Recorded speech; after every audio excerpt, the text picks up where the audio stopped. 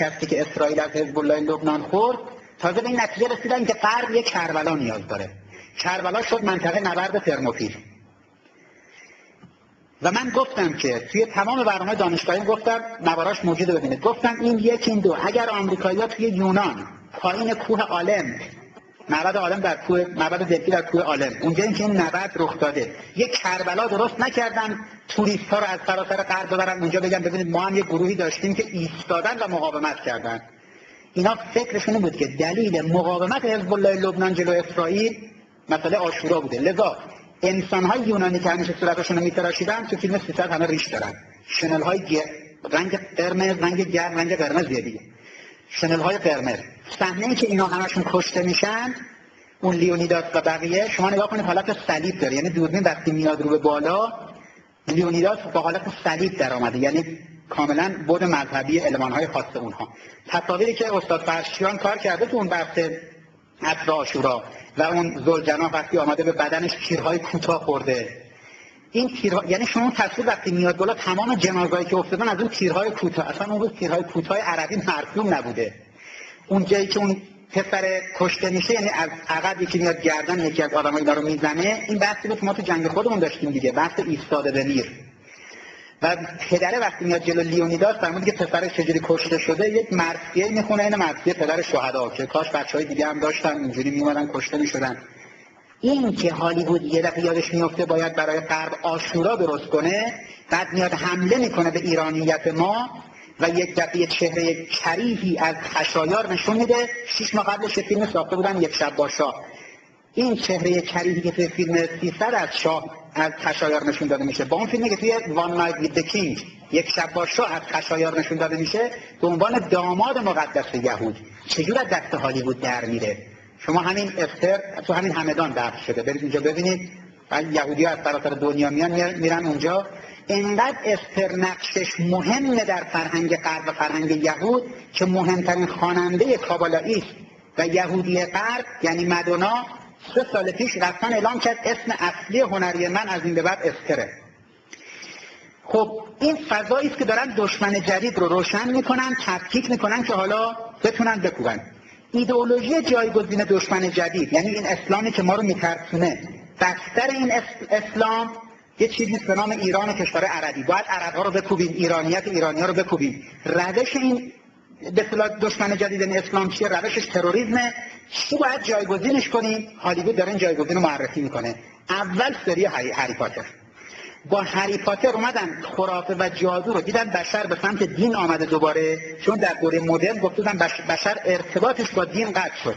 اما اگه بشر ارتباط با عالم ماورا رو میخواد، در هری پاتر یک ماورای جعلی، یک ناکجا آباد جادویی رو به صورت خرافه به نسل بعد القا کردن.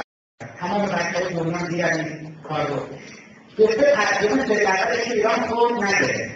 همین جریان که نظر ایران رو میده و زیر نظر حزب لیبرال دموکرات مسلمان داخل نظام این نظره تولید میشه، اون موقع که مؤسسه همشهری بودن با ویژه‌نامه‌های رنگین حریفاتر رو ظاهره‌سازی کردن که ایران حریفاتر بده. بعد از اون تلویزیون خودمون هم بودیم که بدارن فضای استراتژیک اینا چی حریفاتر پخش کرده. سعید بودن که اینجا نشسته باشه، حالا اینها این حرفشتاش رو ولی مثلا یکی تا حریفاتر ها نگه باشه که شما اینها رو نشیده باشه. ولی فضاسازی که حریفاتر صورت دار، این حریفاتر مربوط به یک جناح آمریکاست. درست نیست اما سیاست دستگاه آمریکاست. جریان دوم حزبی در آمریکا که این رو بحث میده نارنیا رو تبدیل میکنه. نارنیا مال دموکرات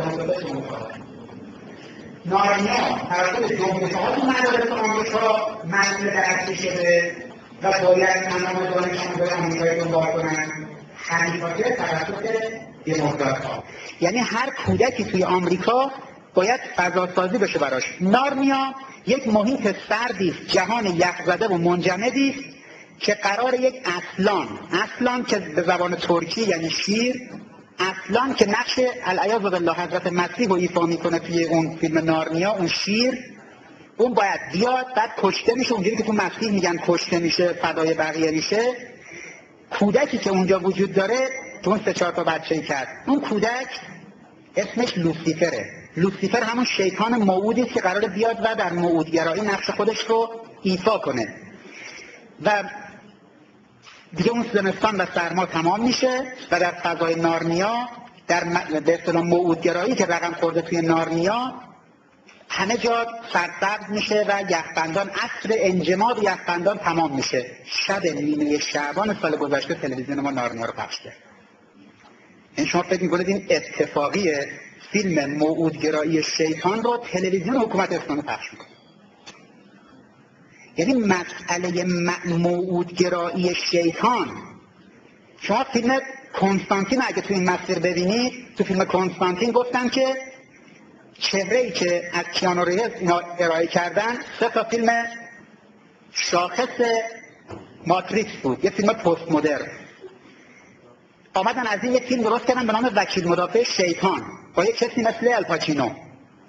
بعد دیگه کاملا نقش این چهره این تو دنیا برای همه جا افتاده بود که این قرار یه کار ماورایی رو القا کنه. فیلم کنستانتین رو ساختن.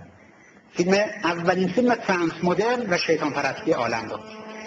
و وقتی که روش رو میگیره به سمت بالا، موقعی که دیگه خودکشی میکنه و حالش خراب و همه چی به هم ریخته، میگه یه عنایتی کن دیگه، از خدا میخواد توجه کنه. بعد لوسیفر میاد پایین، بعد بهش میگه منم شنیدم، یعنی غیر از خدا منم شنیدم و اینه که نظم بر عالم حاکم میکنه. حالا همین فیلم رو تلویزیون جمهوری اسلامی پخش میکنه.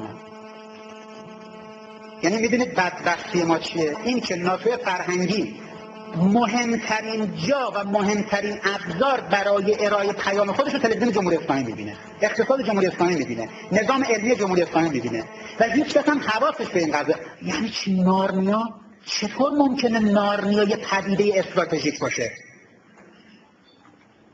چطور ممکنه هری پاتر؟ اینجا وقتی که گفتم این کشیش ها برداشتن یه بیانیه دادن که بنیان شیطان پرستی دوره جدید و گسترش شیطان پرستی توی غرب رو هری پاتر ایجاد کرده، مثلا یه آدمی که وابسته به شهید فرهنگی بزرگی مثل آوینی هست برداشت یکی از روزنامه‌های اونوری نوشت این کشفیاتی که صدا و سیمای جمهوری اسلامی میکنه که هری پاتر حوزه خرافه و شیطان و جادو، از کجا اینا رو آوردید؟ اینا آدمای صحنه فرهنگ کشور ما.